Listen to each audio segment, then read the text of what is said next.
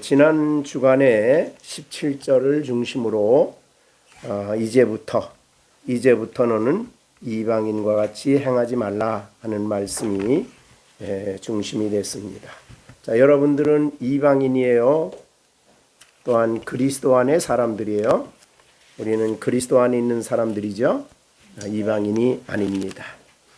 여기에 이방인은 그리스도 밖에 있는 사람들이고 이 하나님 백성 밖에 있는 사람들이고 약속과는 상관이 없는 사람들이고 세상에 소망이 없고 하나님도 없는 사람들을 이방인이라 그랬습니다.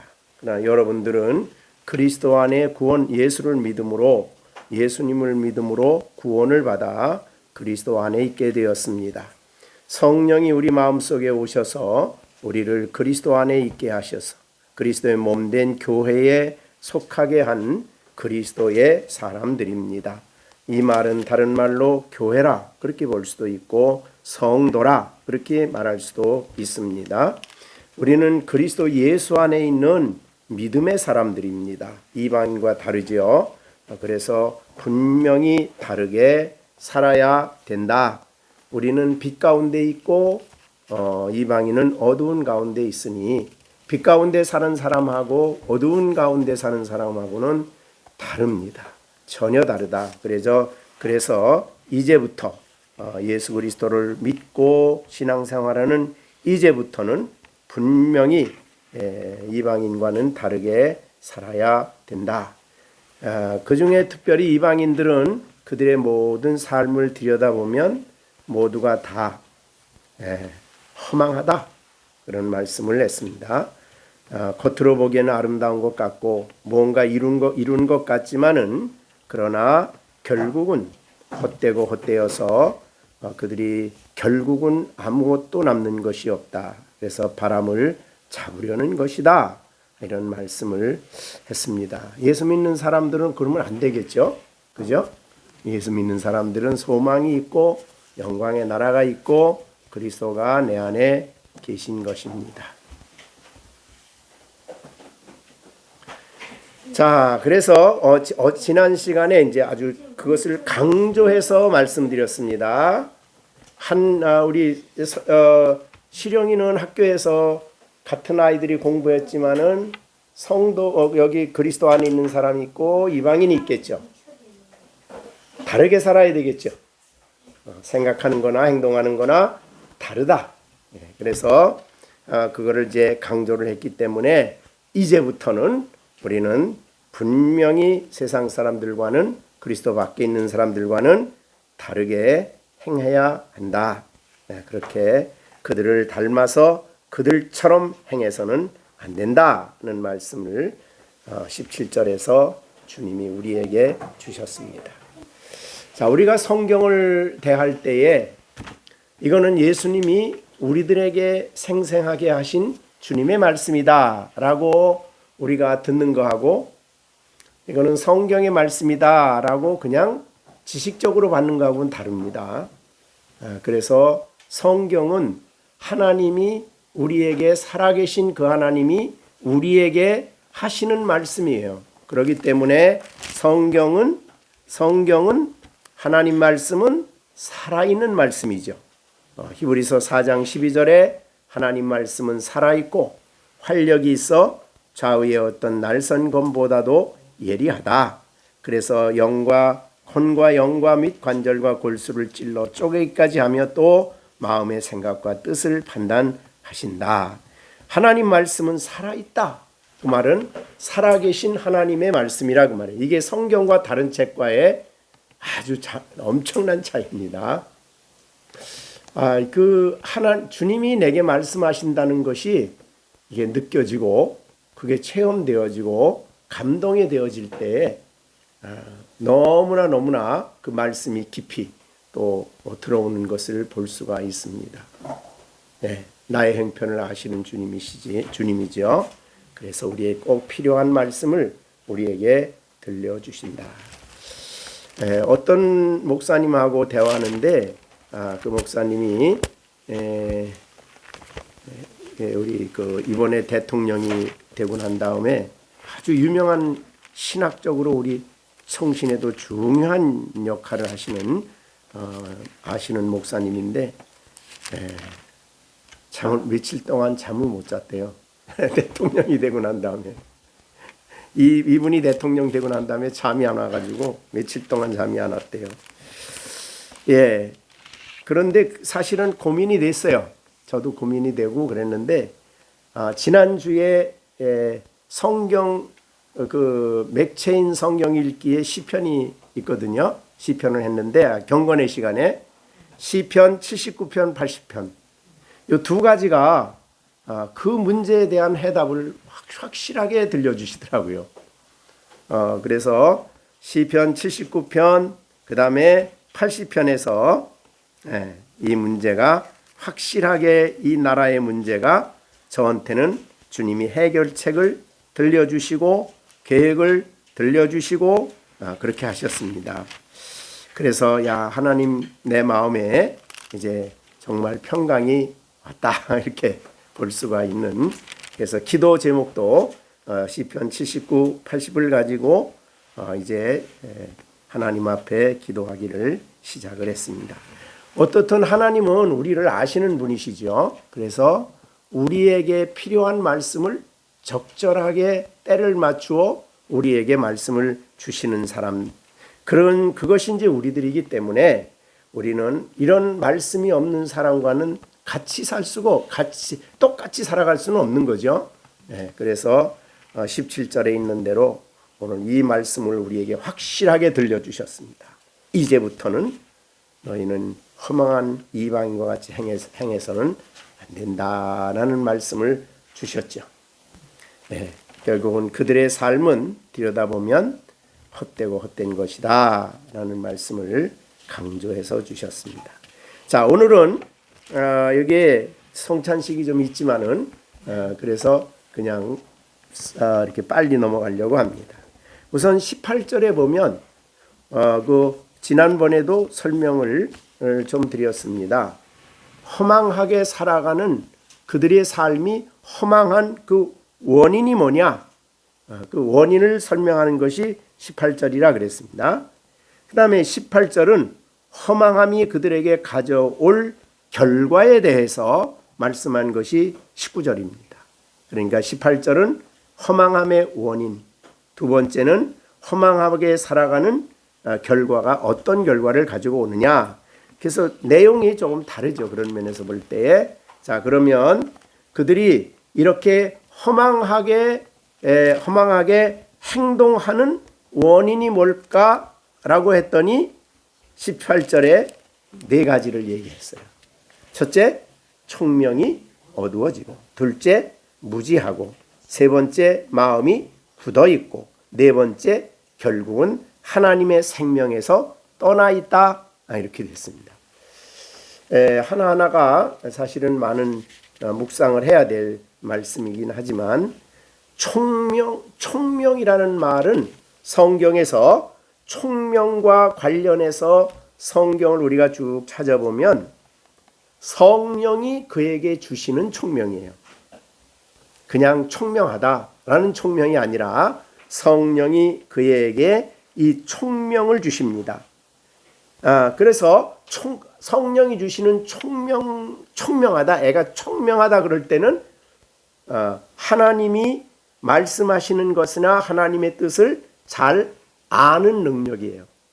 성령이 그 마음속에 총명을 주셔서 하나님의 말씀을 잘 이해하고 하나님의 뜻을 잘 받아들이고 하나님의 그 말한 일, 하나님의 하신 일들을 잘 이해하고 그를 행동으로 옮길 수 있는 능력이 총명이다, 그렇게 볼 수가 있습니다. 그러니까 성령이 역사하지 않는 사람에게는 이런 총명이 없는 거예요. 그러니까 성령이 주시는 거기 때문에.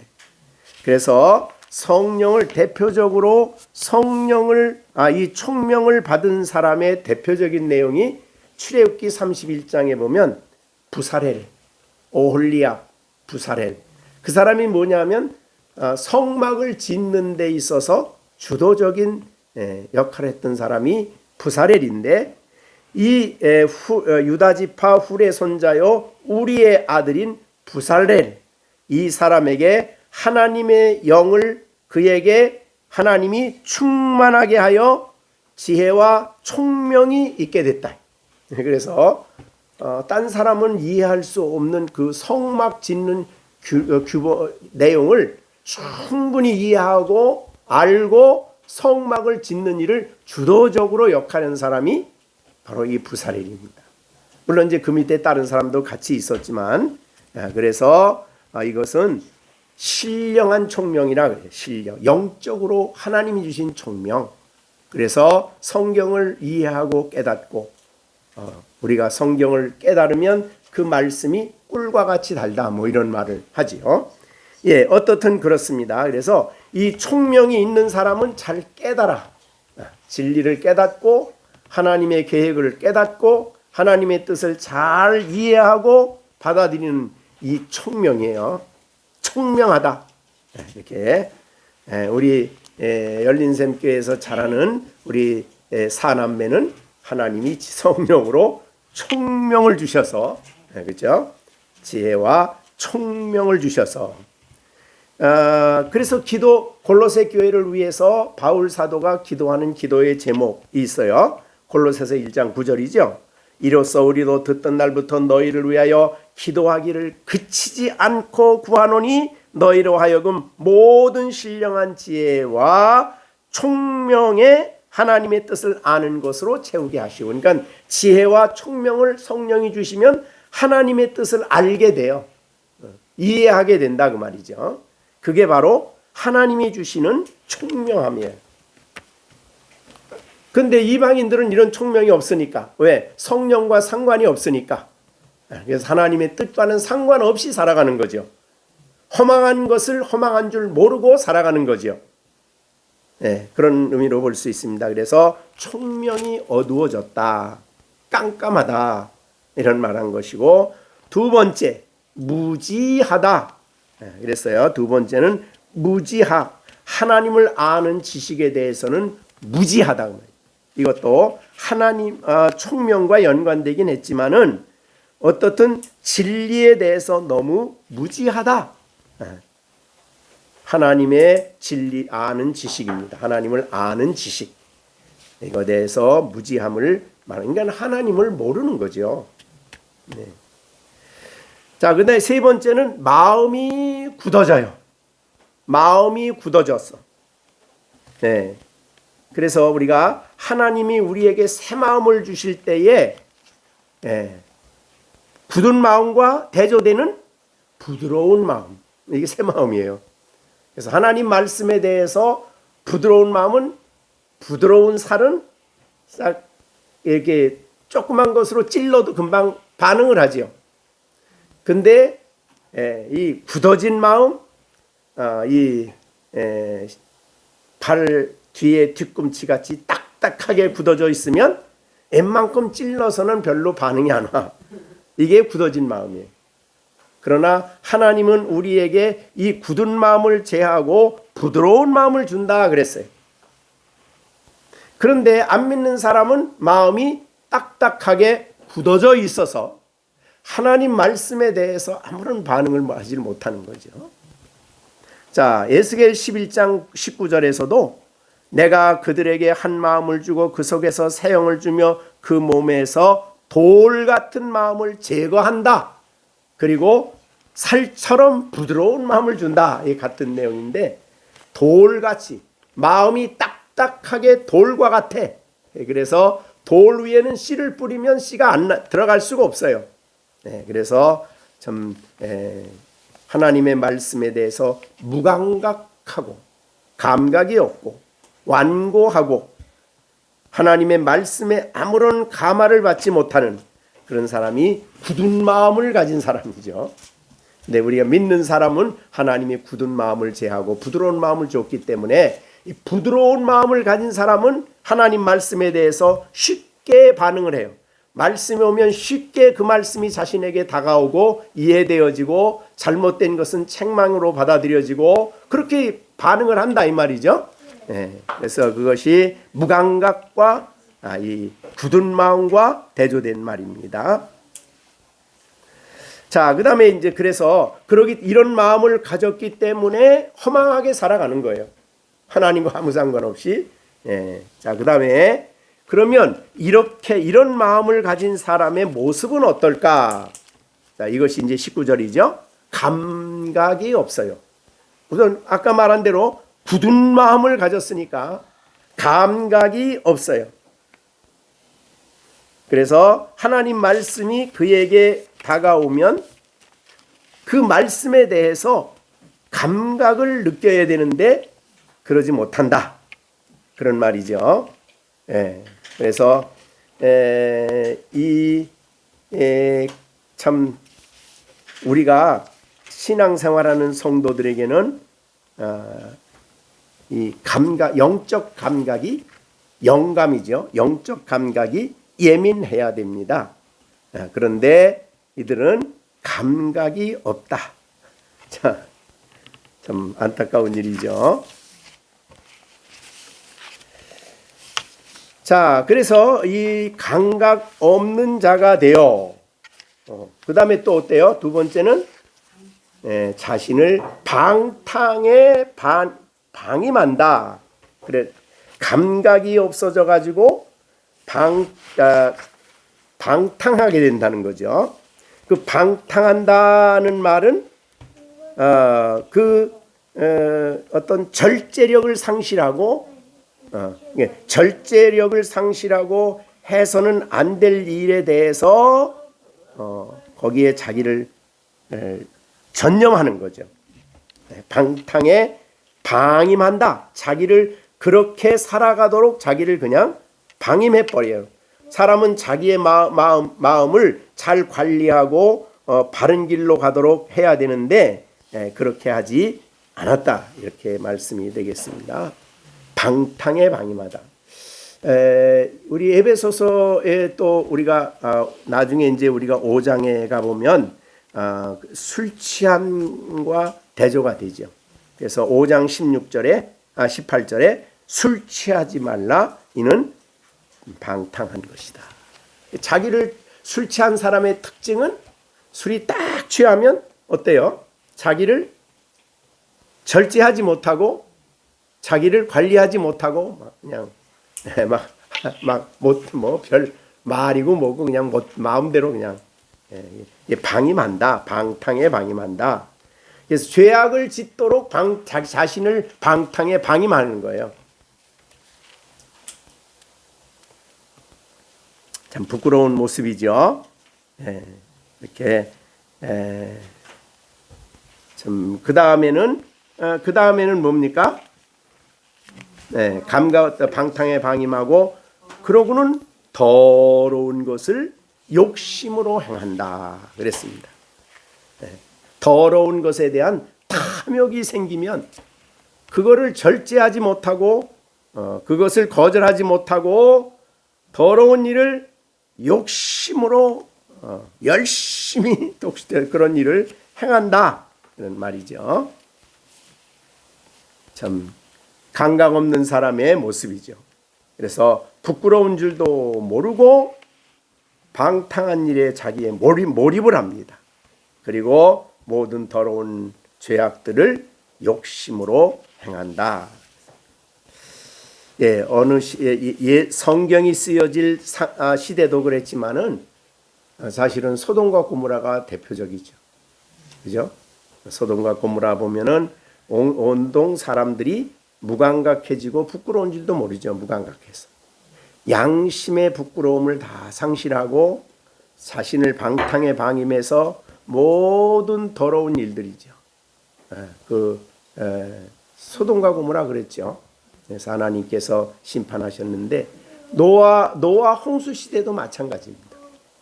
그래서 이렇게 되죠. 시대는 바꿔지는데 사람의 본심은 달라지질 않아. 그래서 노아 시대나 소돔과 고모라 시대나 지금이나 똑같아. 인간의 부패함과 타락함과 방탕함은 지금도 똑같다. 근데 지금만 똑같은 게 아니라 예수님 다시 오실 때까지 그 길을 걸어갑니다. 그래서 우리가 디모데후서 3장에 보면 말세 이것들 때문에 고통해요. 그러니까 감각 없고 자신을 방탕에 방임하고 모든 더러운 것을 욕심으로 행하는 것 때문에 서로 상처 주고 서로 고통을 당하고 서로 악을 행하기 때문에 고통이 오는 거예요.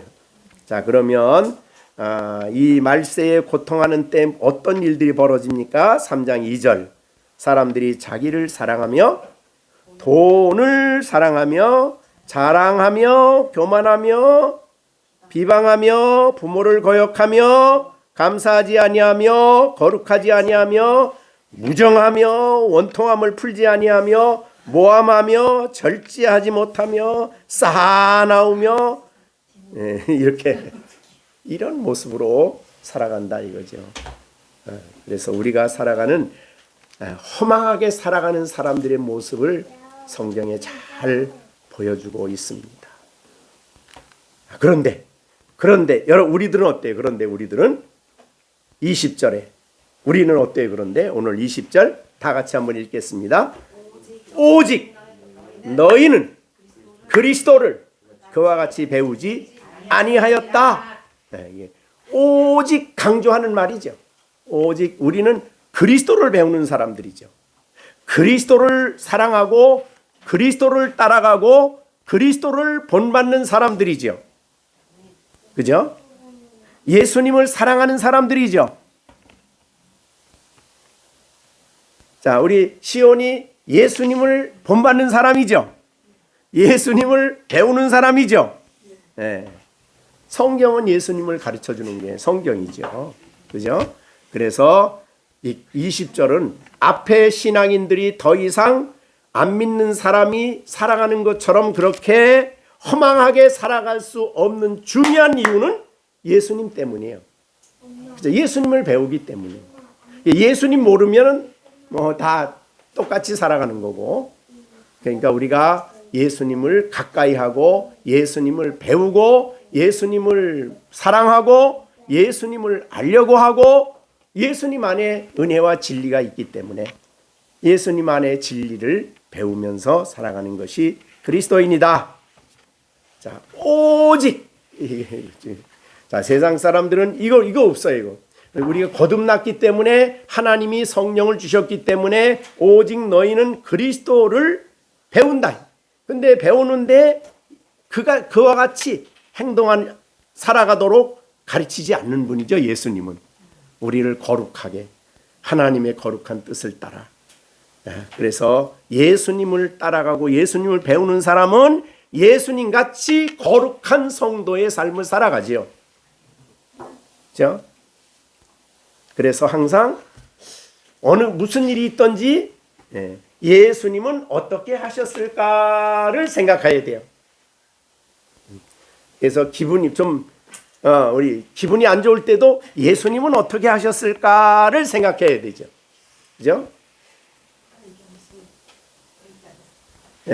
예수님을 항상 생각하셔야 돼요.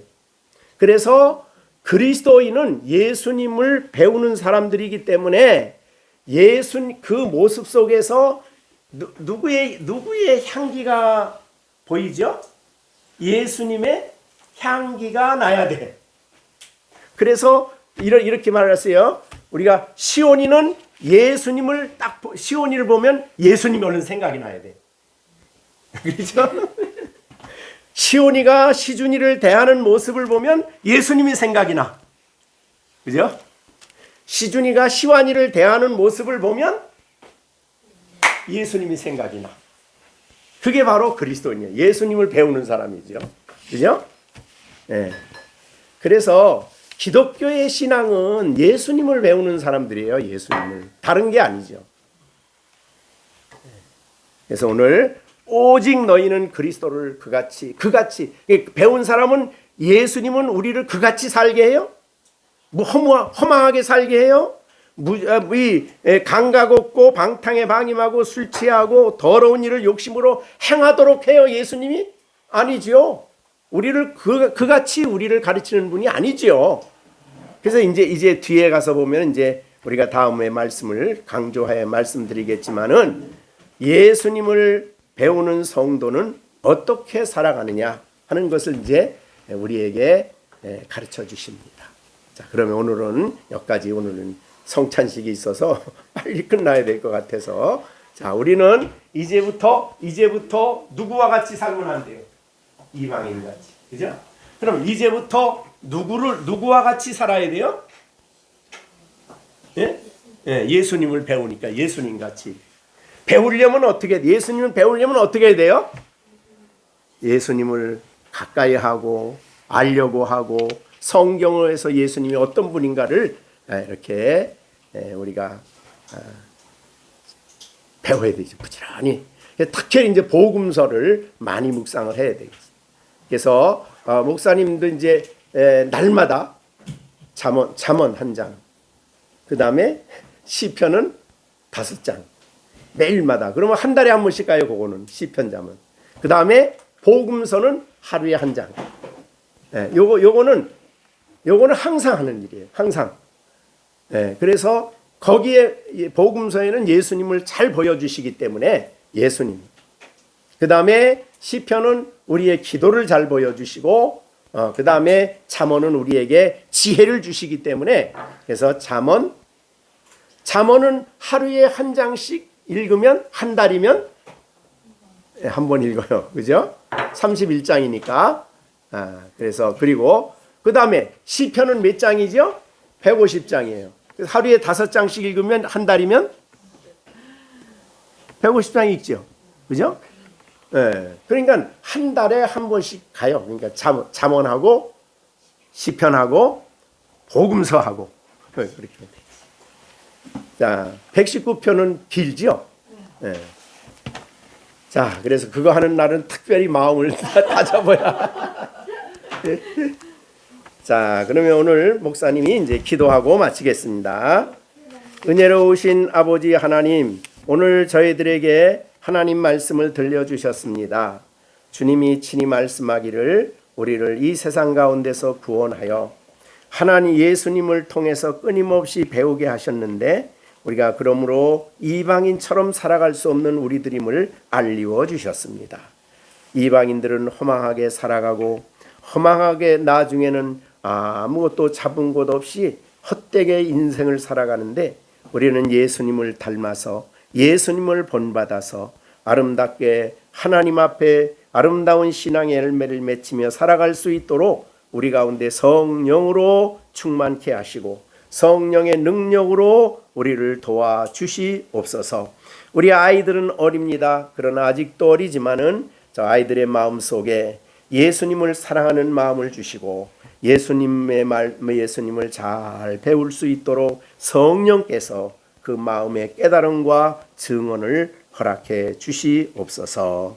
우리가 날마다 우리의 삶에 예수님은 어떻게 하셨을까? 우리가 생각하며 행동하며 처신하게 하여 주셔서 우리의 모습 속에서 예수 그리스도를 아는 향기가 가득할 수 있도록 역사하여 주시옵소서. 우리 아이들을 보면, 우리 열린샘교회 성도들을 보면 예수님이 생각나게 하고 예수님을 배우는 아름다운 우리 모든 식구들이 될 수 있도록 돌보아 주시옵소서. 예수님의 이름으로 기도하옵나이다. 아멘. 54절부터 58절까지 교독을 하겠습니다. 내 살을 먹고 내 피를 마시는 자는 영생을 가졌고 마지막 날에 내가 그를 다시 살리리니. 내 살은 참된 양식이요 내 피는 참된 음료로다. 내 살을 먹고 내 피를 마시는 자는 내 안에 거하고 나도 그 안에 거하나니. 살아계신 아버지께서 나를 보내심에 내가 아버지로 말미암아 사는 것 같이 나를 먹는 그 사람도 나로 말미암아 살리라. 58절 같이 합니다. 이것은 하늘에서 내려온 떡이니 세상 조상들이 먹고도 죽는 그것과 같지 아니하여 이 떡을 먹는 자는 영원히 살리라. 아멘. 하나님의 복음을 너무 잘 요약해 준 말씀이 바로 오늘 읽은 말씀입니다. 내 살을 먹고 내 피를 마시는 자란 말은 예수님을 십자가에 우리를 위해 죽으시고 부활하신 예수님을 믿는다는 뜻입니다. 그래서 그 사람에게는 영생이 있다라고 말씀을 하신 겁니다. 자, 우리가 요한복음 3장에 보면 동일한 내용으로 요한복음 4장 15절에 이런 말이 있죠. 3장 15절 이는 그를 믿는 자마다 영생을 얻게 하려 하심이라. 하나님이 세상을 이처럼 사랑하사 독생자를 주셨으니 그를 믿는 자는 멸망하지 않고 영생을 얻게 하려 하신다. 그러면 15절과 16절에서 영생을 얻는 것은 어떻게 어떤 사람에게 영생이 주어져요? 믿는 사람이죠. 믿는 사람입니다. 누구를 믿어요? 예수님이요. 하나님이 우리를 사랑하사 보내주신 예수님, 십자가에 못 박혀 죽으시고 우리를 대신해서 피 흘려주신 예수님을 믿는 사람에게 영원한 생명을 주십니다. 자, 그러면 그걸 그 말씀을 가지고 오늘 6장 54절로 대조해 보십니다. 내 살을 먹고 내 피를 마시는 자는 영생을 가졌다. 그러면 그 앞에 내 살을 먹고 내 피를 마신다는 말은 앞에 우리가 요한복음 3장하고 대조해 보면 뭐 한다는 거예요? 믿는다는 거죠. 그죠? 믿으면 영생을 갖는다. 이렇게 된 겁니다. 그래서 내 살을 먹고 내 피를 마신다는 말은 성찬식을 말하는 게 아닙니다. 이것은 성찬식을 말하는 게 아니고 예수님을 믿는 믿음을 설명하고 있는 거예요. 근데 그걸 먹는다고 마신다고 한 그렇게 표현한 이유는 그것을 개인적으로 먹는 건 남이 먹어줄 수 없죠. 개인적으로 내가 믿고 내가 영접하고 내가 받아들여야 된다 그 말이죠. 나를 위해 십자가에 죽으신 그 예수님을 내가 받아들여야 된다. 구원의 주님으로, 내 죄를 대속해 주신 주님으로, 내 모든 죄값을 치루어 주신 분으로 그분을 받아들이는 것이 바로 믿는 것이고, 그런 사람에게 영생을 하나님이 주시는 것이다. 그런 말이죠. 그게 이제 6장 54절이에요.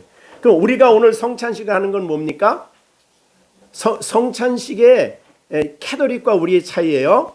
그들은 떡과 포도즙을 직접 그 시간에 먹는다 그러죠. 화채설 직접 먹어요. 거기에 참여해야 영생이 있다 그래요. 근데 우리가 성찬하는 거는 그거를 참여해서 영생을 갖는 게 아니에요. 이미 영생이 있기 때문에 그거를 먹음으로써 내가 예수를 믿고 영생을 가졌다는 확증을 해주는 겁니다. 확신을 갖게 해주는 거예요.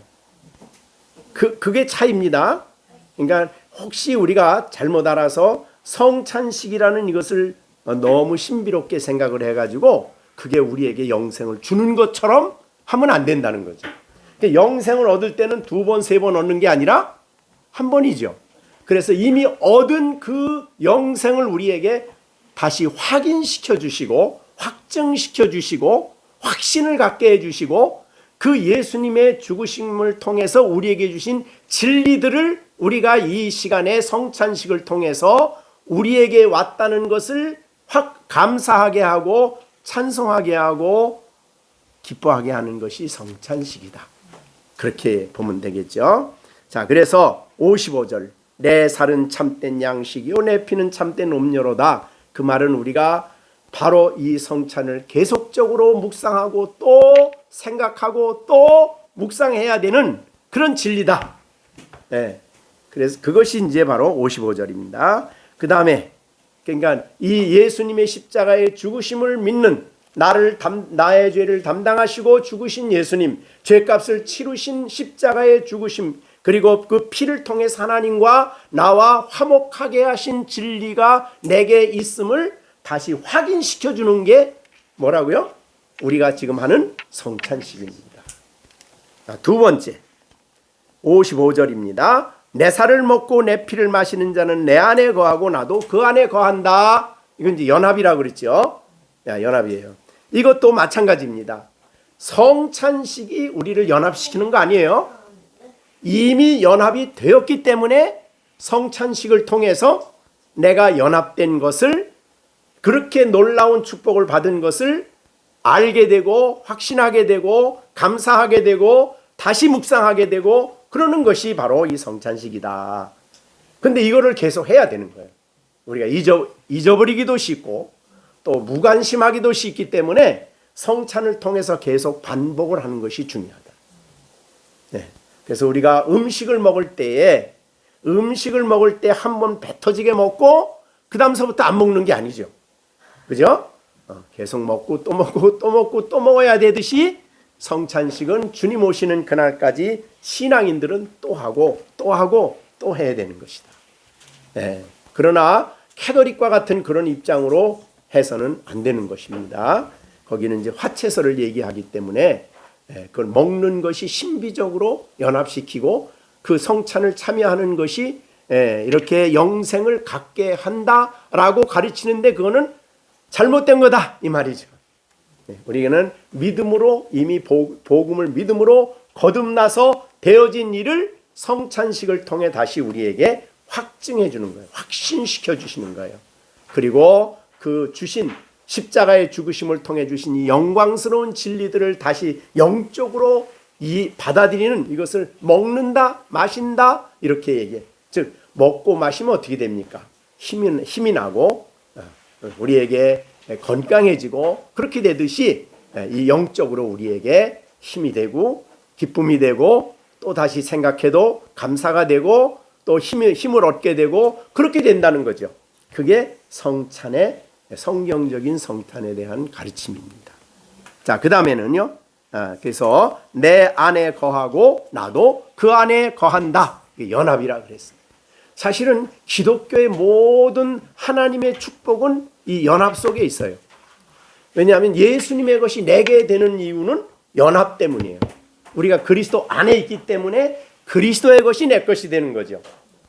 대표적으로 십자가의 죽으심이 내게 되고, 그 다음에 예수님의 의를 행하신 그 의가 내 것이 되고, 그 다음에 하나님의 아들이기 때문에 그리스도 안에서 내가 하나님의 아들이 되고, 이런 모든 신앙인의 복은 예수를 통해 오는 거죠. 뿐만 아니라 예수님의 십자가의 그 죽으심도 실제적으로 우리의 것이 되는 거예요.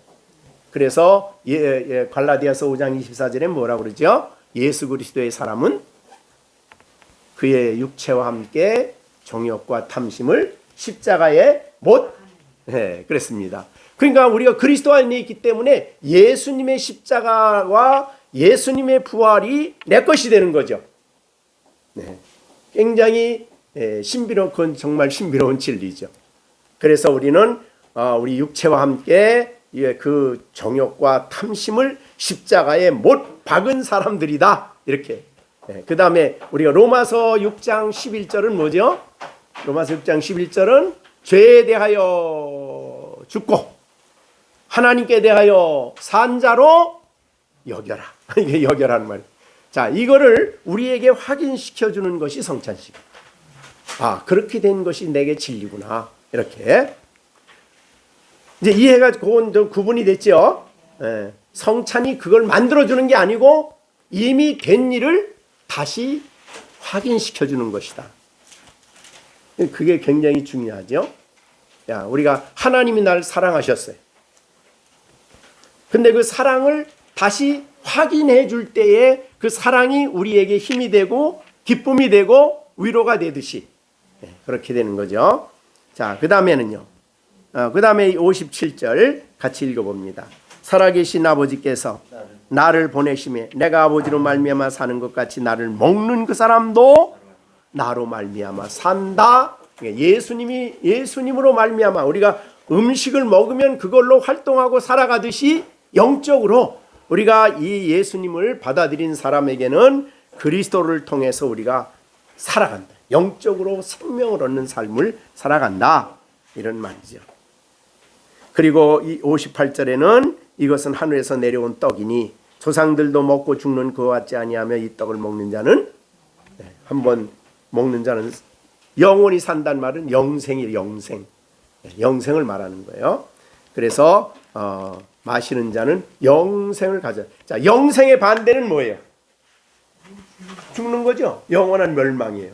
그럼 영원한 멸망은 땅에서는 영적으로 허물과 죄로 죽었는데 그 죽음이 영원히 가요. 그 지옥으로 가는 거죠. 그것이 바로 영멸이라고 한다면, 영원한 멸망이라고 한다면 영생은 반대죠. 이 땅에서 하나님을 알고 하나님을 사랑하고 하나님과 함께 사는 생명을 누리다가 하나님 나라에 영원히 사는 그 영생이죠. 그게 그렇게 구분이 가는 거예요. 그러니까 우리에게는 영생이 이미 있고 영생이 이제 누려질 거죠. 그 나라에서. 그래서 영생은 죽음과 동시에 들어가는 게 영생이 아닙니다. 이미 이 땅에 우리는 영생을 가진 거예요. 그래서 오늘 6장 54절에 그랬잖아요. 내 살을 먹고 내 피를 마시는 자는 영생을 가질 것이다가 아닙니다. 사망에서 생명으로 옮겼고, 과거형이에요. 단번에 되어진 일이에요. 그리스도 안에서 단번에 영생을 가졌다라고 선언해 주시는 거예요. 이걸 우리에게 확신시켜주는 것이 성찬식이다. 또 하고 또 하고 또 하고. 그것이 오늘 우리가 이 성찬식을 통해서 그런 마음을 가지고, 그러나 단순히 그냥 그것만이 전부는 아니고 굉장히 이제 내용은 많죠. 우리가 지난번에 이제 많이 강조했던 것처럼 성찬식과 함께 캐톨릭은 화채설, 또 루터 교회는 공제설, 예수님 몸으로 실제 왔다는 거예요. 성찬에. 근데 눈에 안 보이는 거야. 함께 거기에 있다. 근데 우리는 몸을 가지신 예수님은 부활하여 하늘나라에 있지만 거기에 오신 분은 누구예요? 영으로 오셨다. 그래서 영적 임재라 그러죠. 영으로, 성찬과 함께 영적으로 임재하셨다. 그래서 영으로 우리 가운데 오신다. 이렇게 생각하는 것이 영적 임재설입니다. 자, 우리의 장로교의 전통은 그렇게 중요한 교리를 이렇게, 그래서 우리가 이 성찬식은 우리에게 확신과 기쁨을 얻게 하고 영적 생활을 힘있게 하는, 영적 신앙 생활을 힘있게 하는 결과를 가지고 온다. 그래서 우리가 예수님이 이 성찬에 실제로 몸으로 안 온다 그래서 우리가 성찬은 우습게 생각하면 안 되는 거죠.